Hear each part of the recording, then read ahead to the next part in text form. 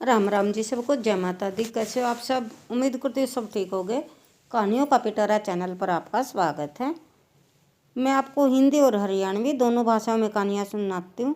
तो मेरी आज की कहानी है हिंदी भाषा में।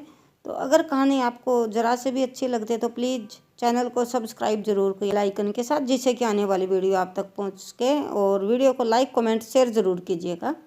तो मेरी आज की कहानी है अखबार से प्रेम। बचपन में तो हमने ऐसा नहीं देखा था, लेकिन हाल ही में अक्सर घर वालों से सुना था कि पिताजी के अखबार से प्रेम के बारे में। आज देख भी लिया। मैं नौकरी के सिलसिले में अक्सर सफ़र पर रहता हूँ। पत्नी बीना से सुना पापा के अखबार प्रेम की बातों की कड़ियाँ जोड़ूँ तो कुछ यूँ कह सकते कि सुबह सुबह पापा को अखबार पढ़ने के बिना चैन नहीं आता। जब तक पापा अखबार नहीं पढ़ लेते उनको कभी भी चैन नहीं पड़ता। कभी कभी बच्चों की तरह नाराज़ भी हो जाते हैं। अगर ज़रा सी भी देर हो जाए अखबार आने में तो बहुत चिढ़ जाते हैं और अखबार वाले पर बहुत गुस्सा होते हैं।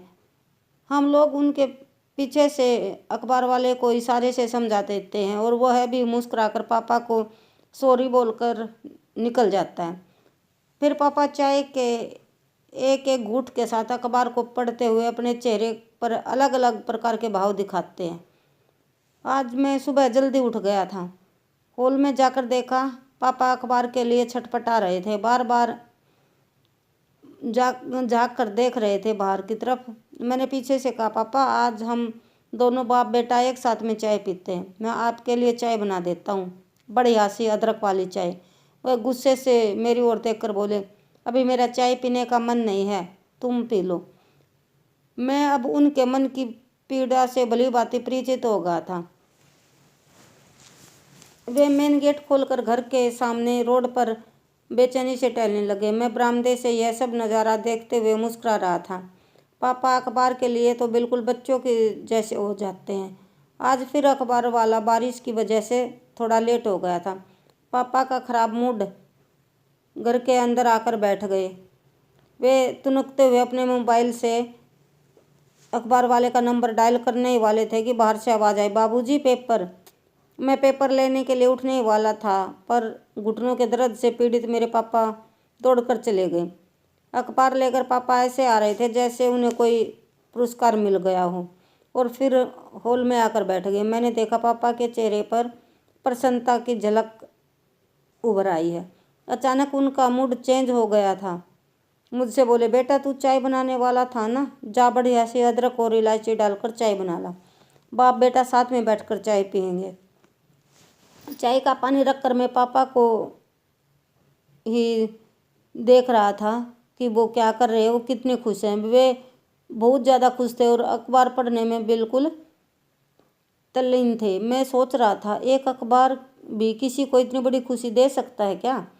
फिर मैंने चाय की ट्रे सामने रखी, कहा, पापा चाय ले लो। उन्होंने बहुत धीमी आवाज़ में कहा, हाँ। उसकी नज़र अखबार के पहले पृष्ठ पर थी। शायद कुछ गंभीर खबरें पढ़ रहे थे। बानी सही कहती है, जब कुछ गंभीर विषय होता है तो उस दिन पापा ठंडी चाय पीते हैं। उन्हें कितना भी टोक लो वो सुनते ही नहीं। अखबार पढ़ने में इतने व्यस्त हो जाते हैं कि वो सुनते ही नहीं कि चाय ठंडी हो रही, चाय पी लें। जब उन्होंने अंदर का पृष्ठ निकाला, महानगर की खबरें पढ़ने लगे, तब जाकर उन्हें चाय की प्याली पकड़ी और धीरे धीरे से गटकने लगे। ऐसा करते करते पूरा अखबार पढ़ डाला। हर पेज पर उनके चेहरे पर एक अलग ही भाव दिखता था। अंतिम पेज तक आते आते वे काफ़ी सहज हो गए और मुस्कुरा रहे थे। मुझसे बोले, बेटा सब ठीक है, आज बहुत दिनों बाद तुम घर पर हो।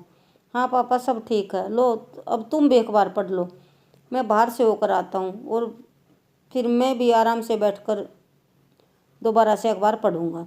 मैं समझ गया था कि पापा कहाँ जा रहे हैं। माँ और बानी ने बताया था कि पापा जो भी अखबार में पढ़ते हैं अपने हम उम्र साथियों के साथ उस विषय पर चर्चा जरूर करने जाते हैं। अखबार के प्रति इतना प्रेम और तत्कालीन विषयों की गहरी जानकारी और नया जानने की ललक ने पापा पर मुझे गर्व महसूस करवाया। तो आपको कहानी कैसी लगी कमेंट करके ज़रूर बताएं और कहानी को शेयर ज़रूर करें क्योंकि आजकल बच्चों के पास इतना टाइम नहीं है, ना बड़ों के पास है कि वो कहानी सुनाए बच्चों को। तो कहानी सुनकर बच्चों के साथ शेयर करें और मिलते हैं अगली वीडियो में नई कहानी के साथ। तब तक के लिए बाय बाय, टेक केयर।